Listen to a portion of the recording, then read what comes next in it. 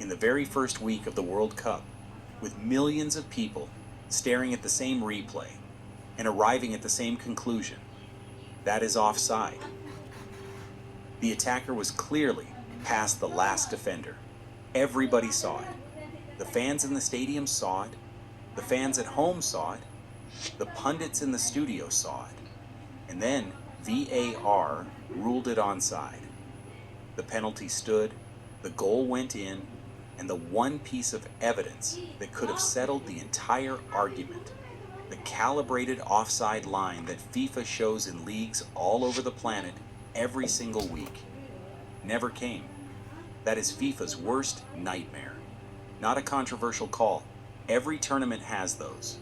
The nightmare is a controversial call that nobody is allowed to check, broadcast live to the entire world, by an organization that has already spent 3 days torching every ounce of trust it had left. So let us go through exactly what happened, because this one is bad. It was Qatar against Switzerland at Levi's Stadium in the San Francisco Bay Area.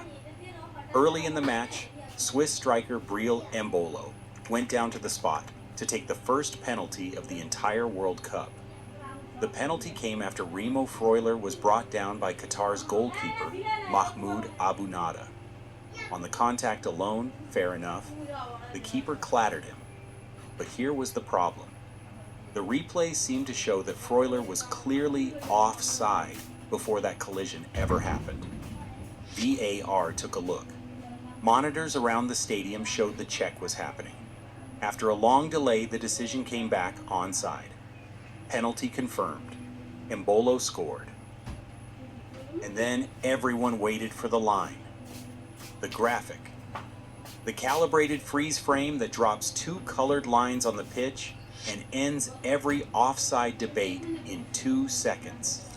The thing you see in the Premier League every week. It did not appear on Fox in the United States. It did not appear on the British broadcast. It did not appear in Spain.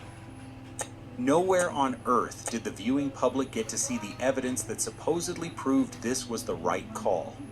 The line never came, so the fans did what fans do. They erupted.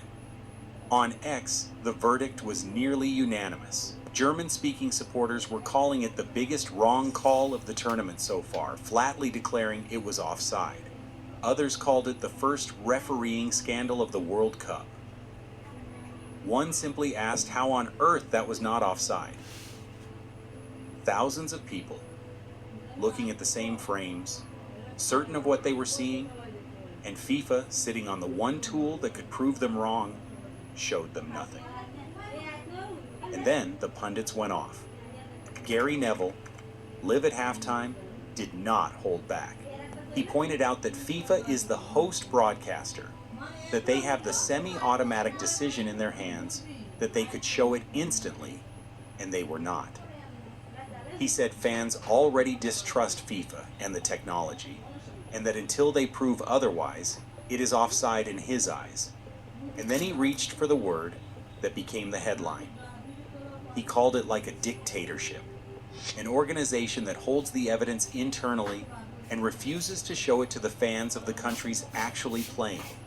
Ian Wright was just as blunt, asking why we had not seen the semi-automatic line, saying the player looks offside, and landing on a single word, scandal. They do what they want, he said, sitting in their office. Now here's where FIFA made it worse by trying to make it better.